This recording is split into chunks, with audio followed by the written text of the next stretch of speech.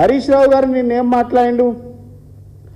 స్వయంగా ముఖ్యమంత్రి గారే అంటే ఘటన జరిగిన తర్వాత ప్రతిపక్ష నాయకుడైనటువంటి మా నాయకుడు హరీష్ రావు గారు అర్ధ గంటల 45 నిమిషాల సంఘటన స్థలానికి చేరుకున్నాం మేము. మీరు తర్వాత వచ్చిండ్రు. మీ అక్కడ కార్మిక శాఖ మంత్రి లేడు, ఆ జిల్లా ఇన్ఛార్జ్ మంత్రి లేరు, ఎవరు కూడా వెళ్ళలేదు. మేము బాధ్యతగా వెళ్ళి పరామర్శించినాం. వారికి రావాల్సినటువంటి బాధ్యతలను ఆదుకోవాలని మేము డిమాండ్ చేసినాం ఒక ప్రతిపక్ష పార్టీగా. ముఖ్యమంత్రి గారు వచ్చి ప్రమాదం జరిగిన కాడికి వచ్చి లేని వాగ్దానాలు ఇచ్చారు. మేము చనిపోయిన వాళ్ళకి 1 కోటి ఇస్తాం, తీవ్రంగా గాయపడ్డ వాళ్ళకి 10 లక్షలు ఇస్తాం, ఇంజూరీ అయిన వాళ్లకు 5 లక్షలు ఇస్తామని చెప్పిండు. ఈ రోజు వరకు 30 రోజులు దాటింది. ఇప్పటి వరకు 1 కోటి రూపాయలు కాదు కదా, రూపాయి దిక్కులేదు. ఏమైంది? రూపాయి ఏమైంది? పాపం వివిధ రాష్ట్రాల నుంచి వచ్చిండ్రు బతుకుదెరువు కోసం. వాళ్ళంతా కూడా రకరకాల పనుల నిమిత్తం ఈ రాష్ట్రానికి వచ్చి తెలంగాణకు వచ్చి తెలంగాణలో బతుకుదెరువు కోసం వచ్చి వాళ్ళు పనిచేసుకుంటూ ఉన్నారు. ఈ ప్రభుత్వం బాధ్యతగా మానవీయ కోణంలో ఆలోచించి ఏం చేయాలి? వాళ్ళకి అండగా నిలబడాలి. ప్రభుత్వం భరోసా ఇవ్వాలి కదా. ప్రభుత్వం అంటే ఆనాడు దేశం మొత్తం ప్రపంచం మొత్తం కరోనాతో గడగడలాడుతున్నటువంటి సందర్భంలో ఈ రాష్ట్ర ప్రభుత్వం ఆనాటి మా కేసీఆర్ గారి ప్రభుత్వం వివిధ రాష్ట్రాల్లో ఉన్నటువంటి వలస కూలీలకు మైగ్రెంట్ లేబర్స్కి మేము అండగా నిలబడి మేము రైళ్లు బుక్ చేసి వాళ్ళకు ఇండ్లకు పంపించేటువంటి బాధ్యత మేము ఆనాడు తీసుకున్నాడు మానవ కోణంలో. ఈరోజు మీరు చనిపోయినటువంటి శవాలను, ఎంత దుర్మార్గం అంటే ప్రభుత్వం ఈ మాట వింటే ఈ దేశంలో తెలంగాణ పరువు పోతుంది. సిగ్గుచెట్టు మనకే. రేకు డబ్బాలల్లా, నూనె డబ్బాలల్లా శవాలను పార్ట్స్ను పార్సల్ చేసి పంపించేటువంటి విధానం ఎక్కడైనా చూసినామా? ఫస్ట్లో మనుషులం కదా, మానవులం కదా, ఎవరమైనా పవర్ ఉన్నా లేకపోయినా మనుషులం కదా. మనుషులను కనీసం మానవత్వం చూడాల్సినటువంటి బాధ్యత ఒక ప్రభుత్వం పైన ఉంటుంది కదా. నిన్న మేము వెళ్ళినాం అక్కడ హరీష్ రావు గారితో జిల్లా కలెక్టర్ దగ్గరికి వెళ్తే జిల్లా కలెక్టర్ లేడు, మాకు టైం ఇచ్చి లేడు. నెల రోజులైంది, వాళ్ళని పట్టించుకున్నటువంటి పాపాన లేదు. తండ్రులు కోల్పోయినటువంటి బాధలో, భార్యలను కోల్పోయినటువంటి బాధలో, పిల్లలను కోల్పోయినటువంటి బాధలో, భర్తలను కోల్పోయినటువంటి బాధలో వాళ్ళందరిని బాధితులను చూస్తుంటే నిజంగా ఏ మనిషికైనా కళ్ళకి వెళ్ళి దుఃఖం ఆగకుండా ఉండదు. అలాంటి వాళ్ళని పట్టుకొని కాంగ్రెస్ ప్రభుత్వం చిల్లర రాజకీయాలు చేస్తూ ఉంది. మీరు ఇస్తామన్నటువంటి 1 కోటి రూపాయలలో 1 రూపాయి ఇయ్యలే. నెల రోజుల నుంచి తిరుగుతూ ఉంటే అధికారులు అంటారంటే ఇప్పుడు వస్తాయో ఎప్పుడు వస్తాయో, 3 నెలలు అవుతాయో ఏడాది అవుతుందో మాకు తెలియదు అంటుండే. ఈ తెలియనటువంటి ప్రభుత్వం ఎవరి కోసం అంటున్నాం? ప్రమాదాలు జరగకుండా ముందస్తు చర్యలు తీసుకోవడంలో కాంగ్రెస్ ప్రభుత్వం ఫెయిల్ అయింది. ప్రమాదం జరిగిన తర్వాత సహకార చర్యలు తీసుకోవడంలో కాంగ్రెస్ ప్రభుత్వం ఫెయిల్ అయింది. క్షతగాత్రులకు వైద్యం అందించడంలో ప్రభుత్వం ఫెయిల్ అయింది. మృతదేహాలను వెలికి తీయడంలో గుర్తించడంలో కూడా ప్రభుత్వం ఫెయిల్ అయింది. కంపెనీ యాజమాన్యంపై కూడా చర్యలు తీసుకోవడంలో ఈ ప్రభుత్వం ఫెయిల్ అయింది.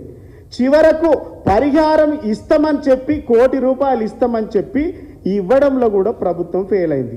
ముఖ్యమంత్రి స్వయంగా ప్రకటించినటువంటి 1 కోటి రూపాయలకు కూడా దిక్కు దివానా లేదు అంటే ఈ ప్రభుత్వము, ఈ అధికార యంత్రాంగము, జిల్లా కలెక్టరు, ఆర్డీఓ, జేసీలు వీళ్ళందరూ ఏం పని చేస్తుండ్రు అని అడుగుతా ఉన్నాం మేము.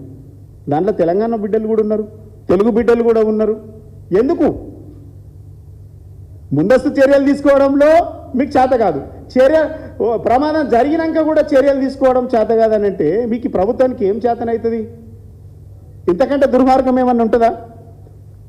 గతంలో ఆంధ్రప్రదేశ్లో ఇట్లా పోయిన సంవత్సరం 2024లో ఒక సంఘటన జరిగినట్టుంది. సంఘటన జరిగినాక 3 రోజులలో 1 కోటి రూపాయలు ఇచ్చిండ్రు. ఎవరైతే తీవ్రంగా వాళ్ళకు గాయాలైనాయో వాళ్ళకి 50 లక్షల రూపాయలు ఇచ్చిండ్రు. 3 రోజులలో ఇష్యూ క్లోజ్ అయింది. ఇక్కడ 30 రోజులైనా 3 రూపాయలు రానటువంటి పరిస్థితి ఉన్నది. కాంగ్రెస్ పార్టీలు గిది మాట్లాడమంటే కేసీఆర్ను తిట్టాలి, హరీష్ రావు గారిని తిట్టాలి, కేటీఆర్ గారిని తిట్టాలి. గిదేనమ్మా జీవితం? మేము అడుగుతుంది ఏంది? మీకు దమ్ముంటే, మీకు చేతనైతే, ప్రభుత్వానికి చిత్తశుద్ధి ఉంటే 1,00,00,000 రూపాయలు ఇస్తా అన్నారు బాధితులకు, చనిపోయినటువంటి బాధితులకు. ఆ 1,00,00,000 రూపాయలు ఇప్పటి వరకు ఎందుకు ఇయ్యలేదు? ఆ కంపెనీ మీద ఇప్పటి వరకు చర్యలు ఎందుకు తీసుకోలేదు? మేము సోషల్ మీడియాలో పోస్టులు పెడితే మా మీద కేసులు పెడుతుండ్రు. మా గెలు శ్రీనివాస్ అరెస్ట్ అయితే వాళ్ళ భార్య ఫోన్ ఇయ్యనందుకు అటెంప్ట్ మర్డర్ కేసు పెట్టిండ్రు. 54 మంది చనిపోతే ఆ చంపినటువంటి కంపెనీ మీద ఈ రోజు వరకు ఒక్క కేసు ఎందుకు బుక్ చేయలేదు? ఒక్క కేసు ఎందుకు పెట్టలేదు? దర్యాప్తు ఎందుకు చేస్తలేదు ఈ ప్రభుత్వం? మాకు అనుమానం ఉంది, ఈ ప్రభుత్వము ఈ కంపెనీ యాజమాన్యం కుమ్మక్కైందా అని. వాళ్ళకి ఇచ్చేటువంటి ₹1,00,00,000 కమిషన్లు తీసుకున్నారా? ఎందుకంటే ప్రభుత్వం కాంగ్రెస్ అంటే కమిషన్లు, కాంగ్రెస్ అంటే కరప్షన్.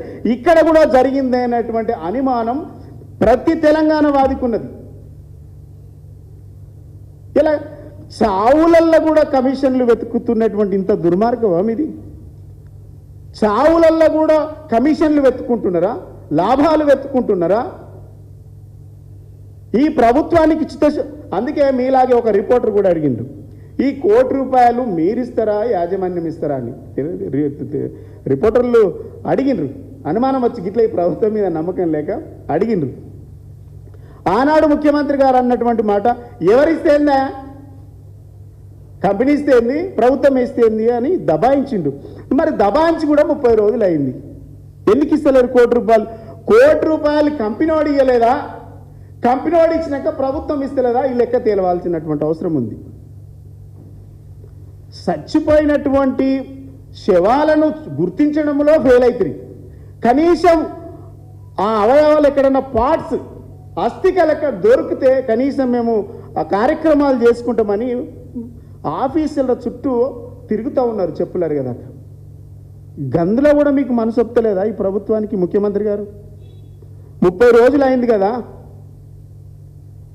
ఆ శవాలను గుర్తించడంలో ఫెయిల్ అయింది కదా, కనీసం అస్థికలు అంటే ఈ ప్రభుత్వము 30 రోజులలో 8 శవాలను గుర్తించడంలో ఫెయిల్ అయింది. అంటే ఈ రాష్ట్రంలో 420 హామీలు ఇవ్వడంలో ఫెయిలు, 6 గ్యారంటీలు అమలు చేయడంలో ఫెయిలు, ఉద్యోగాలు ఇవ్వడంలో ఫెయిలు, గురుకుల విద్యార్థులకు నాణ్యమైన భోజనం పెట్టడంలో ఫెయిలు, సంఘటన జరిగినటువంటి బాధితులకు పరిహారం ఇవ్వడంలో కూడా కాంగ్రెస్ పార్టీ ప్రభుత్వం ఫెయిల్. టోటల్గా మీరు ఫెయిల్ అయినరని ఈ సంఘటనతోని మరొకసారి బయటపడ్డది.